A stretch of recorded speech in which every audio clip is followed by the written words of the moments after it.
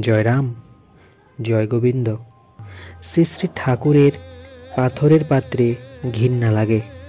ঠাকুর মহাশয় পাথরের কোনো পাত্রে ভোগ গ্রহণ করিতেন না।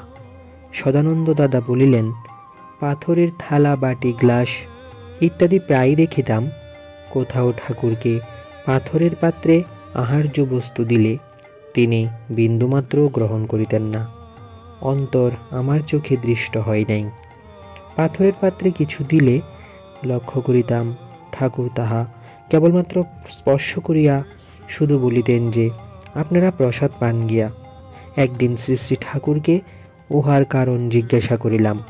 তখন ঠাকুর বললেন, পাথরের পাত্রে আমার ঘৃণা লাগে। তখন সদানন্দবাবু বলিলেন, কেন ঠাকুর? ভালোভাবে পরিষ্কার পরিচ্ছন্ন মতোই তো দেওয়া হয়। প্রত্যুত্তরে ঠাকুর বললেন, ছোট জিনিসের যে বড় দেখায় কি যেন এক যন্ত্র আছে। সদানন্দবাবু বলিলেন, অনুবীক্ষণ যন্ত্র। ঠাকুর বললেন, হ্যাঁ, সেই যন্ত্রে দেখেন পাথরের গায়ে ছোট ছোট বহু ছিদ্র আছে।